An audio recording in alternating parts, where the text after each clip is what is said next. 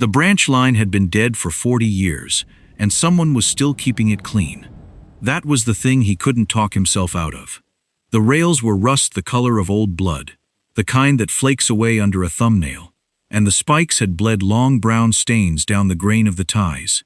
But the gravel between those ties was raked, not walked flat, not scattered the way wind and animals scatter loose stone over years. Raked, combed into the event. Patient furrows a man makes when he has time, and a reason, and nobody around to see him do it. Dead lines do not rake themselves. He stood in the cold morning and looked at the clean stone, and felt the first thread of something that was not quite fear and not quite hope. He was 21 years old, and he had learned a long time ago not to trust the second one. He had aged out of the system 3 winters back, the way everyone does. A birthday, a signature, a garbage bag of clothes, and a door that locked behind him on the way out. There was no ceremony to it. One day the state was responsible for keeping him alive, and the next day it wasn't. And the gap between those two facts was about the width of a desk. He had walked out of that office into a February afternoon with $41, a duffel, and the specific, ringing loneliness of a person who understands that if he sat down on the curb and didn't get up, it would be a while before anyone noticed. So he kept moving. That was the whole trick of it, the only trick he had. He followed roads at first, then highways, then the quieter lines that ran behind the towns. Power cuts, canal towpaths, and best of all, the old railroads, because the old railroads went somewhere and asked nothing of him. A railroad didn't care where he'd come from. It didn't ask for a guardian's signature. It just lay there in the weeds, pointing at a horizon. And he found that he could follow that kind of invitation for days. He carried everything he owned on his back, and he knew the weight of it because he had weighed it, once, on a grain scale at a feed store, 38 pounds. A bedroll rated to 15 degrees that he'd patched twice. A folding knife. A tin cup that had belonged to nobody before him. A small notebook with a rubber band around it, half its pages filled with the kind of things a person writes down when he has no one to tell. The price of bread in 4 towns. A drawing of a hawk. The name of a girl from a group home he'd lost track of. He liked knowing the weight of things. When you owned almost nothing, the little you had became precise, countable, real. It was a way of holding on. This branch line he'd found by accident, 3 days ago, where it peeled off a live trunk root and curved north into the pines on an embankment so overgrown he'd nearly walked past the switch. The maps in his head said nothing about it. The rust said it had been abandoned around the time men stopped trusting branch lines to pay. And yet here it was, leading him deeper into a country of black spruce and frozen marsh. The rails singing faintly under his boots. The gravel, he kept coming back to the gravel, raked clean as a churchyard path. October in the north had already turned hard. The afternoons still held a thin warmth if the sun found you, but the mornings came in white. Frost standing on the railheads in tiny forests of needle ice, his breath hanging in front of his face like something he'd exhaled and couldn't take back. The marsh on either side of the embankment had gone the brown gold of dead sedge, laced now with the first skins of ice along its edges, and the whole of it was silent, in the enormous way that only cold and empty places are silent. A silence with sighs to it, a silence you could feel pressing on your ears. He walked the raked line north, because the alternative was to walk it south, back the way he'd come, back toward nothing he could name. And because, he admitted this to himself somewhere in the second mile, he wanted to know who held a rake out here, 40 years after the trains had stopped, and why. The embankment narrowed, where it crossed the worst of the marsh, the ground falling away on both sides into reed and black water. And it was there, where a man walking with somewhere to be would never have looked down, that he saw it. A hatch. He almost missed it even then. It sat flush between 2 ties near the center of the bed, an iron plate, perhaps 20 inches square, its surface furred with the same deep rust as everything else, so that from any normal angle it was just another dark patch in the gravel. But the edges were too straight, the corners were too square, and when he crouched and brushed the loose stone away from one side with the edge of his boot, his fingers found what the rust had been hiding. A recessed ring, hinged flat into the plate. The kind of pull you'd set into a thing you meant to open many times and never wanted anyone to find. His heart did something complicated. He knelt on the cold ties with the marsh breathing its mineral breath up at him, and worked the gravel back from the plate with both hands until the whole square of it lay revealed, and the ring stood proud enough to grip. That was when the rails began to hum. It started so low he felt it before he heard it, a vibration coming up through the iron, through the ties, through his knees, a deep tuning fork note, as if the whole dead line had been struck somewhere far off, and was only now beginning to ring. He went absolutely still. Every story he'd ever heard about people on tracks arrived in him at once. The hum climbed. It found a pitch and held it, and then it began, unmistakably, to grow. A train. The reasonable, screaming animal part of his brain said train, on a line that had been dead for 40 years, and he was kneeling in the dead center of it, over an open marsh, with nowhere to jump, that wasn't black water and ice. He scrambled up, spun, looked north up the empty rails into the white where they vanished, looked south, saw nothing both ways, and still the hum rose under him until it was a pressure in his teeth. And then, as suddenly as it had come, it crested and began to fall, and he understood, standing there with his heart slamming and his breath torn ragged, that it was the wind. The wind had risen out on the marsh and was pouring across the embankment, and the long welded rails, anchored and tensioned and stretching for miles, had caught that wind the way a reed catches breath, and turned it into a single low note that traveled the whole length of the line. The rails were singing. That was all. The rails sang when the wind came right, and a man kneeling on them with his ear close to the iron would hear it the way the dead are said to hear footsteps overhead.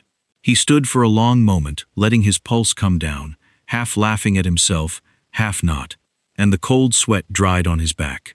Then he got down on his knees again, because whatever was under that hatch had not gone anywhere, and the wind could sing all it liked. He got 2 fingers through the ring and pulled. Nothing. He braced a boot against the nearest tie and pulled harder, and felt the plate shift, not the give of a rusted thing breaking free, but the smooth resistance of a thing that has been opened and closed and opened again, a thing maintained. Something below it slid. He worked it for the better part of a minute, the wind rising and falling and the rails murmuring their long note, and then with a single grinding complaint, the hatch came up on a hinge he hadn't known was there, and he was looking down into the dark beneath the railroad. Not an empty dark. After a moment, with the white morning light falling past him, he could make out a ladder. Iron rungs set into a wall of mortared stone, descending maybe 10 feet to a floor he couldn't read. The track bed here, he realized, was not earth at all, but a structure, a chamber built into the embankment itself, and roofed over with the very ties and rails he'd been walking on. The cold air rising from it smelled of stone and old smoke, and something faintly sweet. And it was, he noticed, several degrees warmer than the air on his face. He lay there a moment with one hand on the hatch ring, the way a reasonable person would, and thought about what a reasonable person would do. A reasonable person would not climb down an iron ladder into a hole beneath a railroad in a frozen marsh, where no living soul knew his name, or that he existed at all. He had been a reasonable person for exactly as long as the state had required it of him, and it had never once kept him warm. He got his boots over the edge and found the first rung. It held. He drew the hatch down over his head as he descended, not all the way, leaving a hand's width of gray daylight, and climbed down into the dark under the tracks. His boots found the floor. He stood still and waited for his eyes. The dark wasn't total. There was that thin blade of light from the hatch, and after 30 seconds of standing and breathing, he could make out the shape of the place. A chamber, low-ceilinged, perhaps 10 feet by 12, the walls fieldstone laid up in mortar, and the roof a row of heavy timber beams, carrying the weight of the track bed above. Along one wall his groping hand found a shelf, and on the shelf his knuckles knocked something that rocked and nearly fell, and he caught it without thinking. A jar. Glass, with a candle set down inside it. He patted the shelf and found a tin of matches, dry, and after 2 failed strikes the third caught, and he touched the small flame to the wick, and the room came up around him in yellow light. It was a home. That was the word that arrived, fully formed, before he could argue with it. Someone had made a home beneath the railroad. A small cast-iron stove squatted against the far wall, its pipe rising into a channel bored up through the stone and angled, he guessed, toward some vent hidden in the embankment's flank, where smoke could leak out gray and unseen against a gray sky. Beside it sat a low cot with a folded wool blanket squared at its foot. There was a stool, a narrow table, and shelves. Shelves cut and bracketed and bolted into the stone, and on them, ranked in the candlelight, the patient evidence of a life lived carefully in a small space. Cans, unlabeled, their lids sealed under a skin of wax. Glass jars with rubber gaskets, pale shapes suspended in brine behind the dark glass. A coil of wire, a row of tools laid out by size on a strip of pegboard, a stack of split birch dry as paper. Everything in its place. Everything squared to everything else. The way a man arranges a world when the world is the only thing he can arrange. He stood in the middle of it and turned slowly, with the candle held up, and the question came up through the soles of his boots, like the cold came up through the canyon stone. Not who could live like this, but who had, and where had they gone, and why had they left it raked and ready, as if they meant to come back, or meant someone else to come. He started, the way he started anything he didn't understand, at one edge, and worked across. Don't skip around. Don't let wanting pull you out of order. The first jars he lifted down were food. Beans, corn, a dark stewed fruit he thought might be chokecherry. The seals all sound. No swelling, no rust under the rings. Whoever had put them up had known the work. The cans were the same, hand-sealed, the wax unbroken. He could not know the year, but the food looked right, and his stomach, which had been a quiet animal for 2 days, woke and made its argument. He set one jar aside on the table. Later, he told himself. In order. Later. And went on. On the table itself lay a book. He brought the candle close. It was a journal, cloth-bound, the cover soft and dark with handling. And when he opened it, the spine fell naturally to a place near the middle, where the binding had been broken by being held open many times. The handwriting was a working man's hand, square and pressed hard. The letters of someone who had learned to write as a boy and used it for lists more than letters. He read the open page first because it was the one the book wanted to show him. It was not poetry. It was a record. The damper on the stove ran stiff below 20 degrees and wanted a second hand to seat it. The east wall wept in the spring thaw and was packed every other year with clay from the marsh edge, mixed 2 parts to 1 with the fine sand from the cut at milepost 114. The line sang in a north wind, and a man would learn to sleep through it. He turned back, toward the beginning, and the entries grew older and the ink browner, and the story assembled itself slowly the way the cold assembles ice, edge by edge. The man who had written it had kept the signals on this branch. A lineman, the word was his own, used plainly, responsible for the semaphores and the batteries and the long copper runs that told the old trains where they stood. He had walked this line on a track cart for the better part of his life, milepost to milepost, in every weather the North could make. And when the railroad finally gave the branch up for dead and pulled the rolling stock and let the timetable lapse, the lineman had not gone with it. He had no place to go that he wrote down. The line was the thing he knew. So he had stayed, and quietly, over a season and then another, he had turned the dead signal vault at the marsh crossing, a stone chamber built to hold batteries out of the frost, into a place a man could live. Tucked into the journal at the page where the binding broke was a photograph. It was black and white, the edges curled, and he held it to the candle with great care. A man stood beside the very embankment he was now beneath, in a railroad coat too big for him, his cap pushed back, his face caught mid-word, as if the camera had interrupted him. And at his side, one hand in his, stood a girl of perhaps 7, in a buttoned coat and a knit cap, looking not at the camera, but up at the man with the open, total attention that children give, and then forget how to give. On the back, in pencil, in the square hand he now knew, a date, The spring of 1962. He sat down slowly on the stool, with the photograph in his hands. He went through the rest of the box beneath the table, the way he'd learned to go through everything, in order, not skipping. A ring of keys, 6 of them, plain and worn, that fit nothing in the chamber he could find. A folded sheet that proved to be a strip map of the line itself. The mileposts marked in pencil. Some circled, 1, 114. Circled twice, and marked with a small square, the way a man marks a place that matters more than the others. And painted on the stone of the wall above the table, in white lead paint gone yellow with smoke, in figures a foot high, so that a man could not lie on the cot and pretend not to see them. A single notation.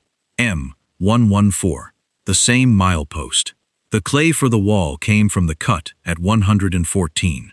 The map was circled twice at 114, and here it was painted on the wall, where he'd see it last thing before the candle went out, and first thing when the gray came down the hatch in the morning.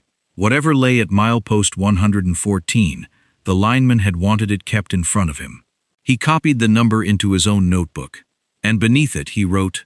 The way he wrote things he did not yet understand, but meant to.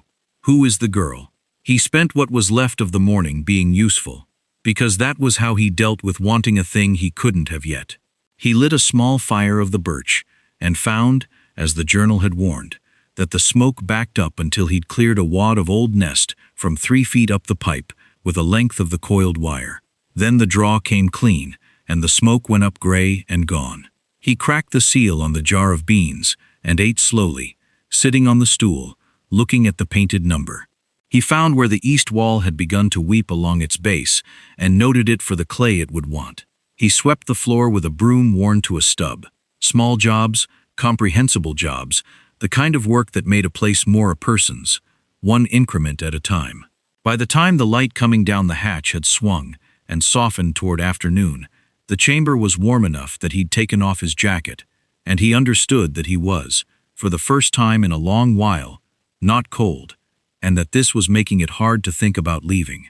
But the number was on the wall, and the keys fit nothing here, and a man who'd circled a place twice on a map had meant for it to be found. He banked the small fire, took the ring of keys and the strip map and the photograph, climbed the ladder, and lifted himself back out into the white afternoon, lowering the hatch behind him and raking a little gravel back across it from old, instinctive care. Milepost 114 was 1.25 miles up the line, by the map. He walked it north along the singing rails, the wind steady now, and the rails holding their low note, the marsh giving way as the embankment climbed to firmer ground, and the black spruce closed in tighter on both sides. He counted the old milepost markers as he passed them, cast-iron numbers bolted to leaning posts, the figures barely legible under their scale of rust, 111, 112, 113.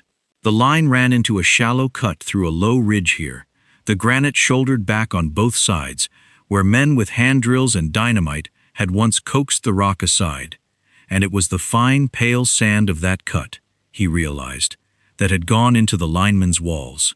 At 114, the trees opened. It was not natural, the opening. The spruce had been cut back long ago, and the stumps had rotted to soft black rings in the moss. But the clearing they'd made remained, and in it stood the ruin of a hut. A lineman's shack. He knew it by the rotted glass insulators still pegged to a leaning pole beside it, by the rusted track cart canted on its side in the weeds.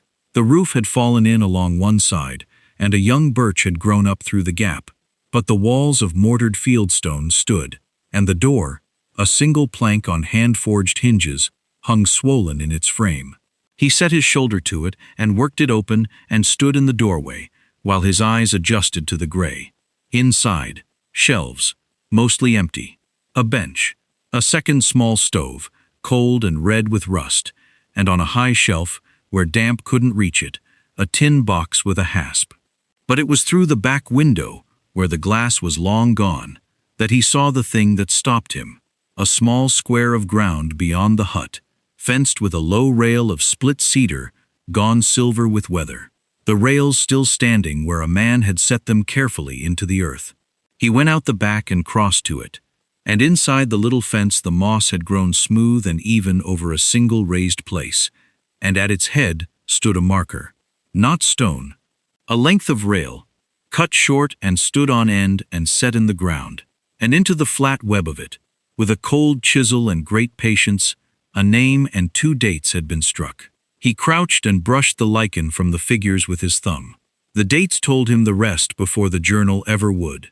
The girl in the photograph had been born in the spring of 1955 and had died in the winter of 1962, 7 years old, the year the picture was taken, and her father had buried her here at milepost 114, in the cut where the good sand was, beside the line he could not leave. He knelt there a while in the cold with his hand flat on the moss. Then, because he did not know what else a person was supposed to do, he did the only thing he had. He cleared the grave. He pulled the dead sedge that had crept in under the fence, and he scraped the lichen back from the rail marker until the name stood clear, and he rebuilt a section of the cedar fence that had fallen, fitting the old silver rails back into their sockets, working slow and careful with stiff fingers until the small square of ground looked, again, like a place that was kept. It took him an hour. He did not think, while he did it, about anything but the work, and that was a mercy. When he was done, he went back inside and took down the tin box and opened it on the bench. Inside, wrapped in oilcloth gone brittle at the folds, was a packet of papers and, on top of them, a single sheet folded twice, the handwriting on it heavier than the journals, as if pressed down by more than the task of writing. He carried it to the doorway for the light, and read it standing there, with the wind moving in the spruce. It was not a letter. It was closer to an inventory, the same plain accounting the journal had taught him to expect. But it had been written, he understood as he read, for someone who was not there yet. It set down where things were. The vault at the marsh crossing, and how the damper sat. The clay for the east wall and the cut where the sand was. The food, and which jars to use first. The keys, and the fact, noted plainly, without explanation, that 2 of them opened nothing anymore, the locks being lost, but that a man should keep them anyway, because you never knew. It told whoever read it that the lines sang in a north wind, and that they would learn to sleep through it. And then, at the bottom, below the practical things, in a hand that pressed harder still, the lineman had written the only words on the page that were not instructions. I could not keep her warm. I have kept the line instead. If you have come this far down a dead road in the cold, then you are the one I built it for. And you are not as alone as you think. Use the stove. Mind the wall. The number is so you will remember to come up here and clear her place when the season turns. That is all I will ask of you. Stay as long as you need. Go when you're able. Leave it raked. He stood in the doorway a long time with the paper in his hands, and the wind in the spruce, and the small kept square of ground behind the hut, and the thing that had been pressing on him since the empty office, and the locked door, and the $41. The conviction, carried so long he'd stopped feeling its weight, that no one had ever built anything for him, that he had walked into the world unexpected and unwanted, and would walk out of it the same. That thing loosened in his chest, and did not break, but loosened, the way river ice loosens before it ever moves. He had not been looking for this. He hadn't known what he was looking for. He could not have written it in a ledger. But he had followed a dead line north when every reasonable instinct said turn back, and he had stopped walking like a man with somewhere to be, and he had gone down into the dark, not knowing what the dark held. A man dead these many years had built a warm place under a railroad and left it raked for exactly that kind of stranger, on exactly that kind of road, and had asked in return only that the stranger keep one small grave clear when the season turned. He thought he could manage that. He folded the paper along its old creases and set it back in the tin, and put the tin back on its high dry shelf, behind the rail of the empty window, where it lived. Not hidden, returned. Then he stood the door back in its swollen frame, as best it would go, and he walked back down the singing line in the failing afternoon, to the hatch at the marsh crossing. That night he slept under the railroad in a warm dark, with the stove ticking as it cooled, and the rails murmuring their long note overhead in the wind. And for the first time since the door had locked behind him 3 winters back, The sound of something passing over his head did not wake him, because he knew now what it was, and that it was not coming for him, and that he was where he was meant to be. In the morning, the gray came down the hatch and found him already up. He cracked a jar of the chokecherry and ate it, looking at the number painted on the wall. He mended the section of the east wall that had begun to weep, going down to the marsh edge for the clay and up to the cut for the sand, mixing it 2 parts to 1, the way the journal said, packing it in with his palm in overlapping layers. He brought down an armload of birch and squared it by the stove. He took the lineman's journal from the table and read another year of it, slowly, the way you'd listen to someone who had no one else to tell. And then he took out his own notebook, the one with the rubber band and the price of bread in 4 towns and the drawing of a hawk, and he turned to a clean page, and he began, in a hand not yet as square as the lineman's but learning, to write his own inventory. What was here? What worked? What still needed doing? The damper, stiff below 20. The east wall, freshly packed, to be checked in the spring. The grave at 114, cleared, to be cleared again when the season turned. He paused over the ring of keys where it hung now on a nail by the door. 6 keys. 2 of them, the lineman had written, opened nothing. The locks were lost, but that left 4. He had found the hatch, and the hut, and a tin box with a hasp. The journal's small key had fit. That was 3. Somewhere down this line, north or south, behind some door he had not yet found, was a lock that one of these last keys still turned. He sat with the cold iron of it in his palm and the gray light coming soft down the hatch, and he felt, instead of the old ringing loneliness, something that was very nearly the opposite of it. The warm, particular pull of a thing left for him to find. He wrote the number down. He didn't understand it yet, but he had learned, from a man who had kept a dead line alive for the sake of a child he could not keep warm, that you write a thing down before you understand it, not because the answer comes that day, but because the answer comes, and you want it waiting on the page when it does. Outside, the wind crossed the marsh, and the long rails caught it, and the whole dead line began, very softly, to sing.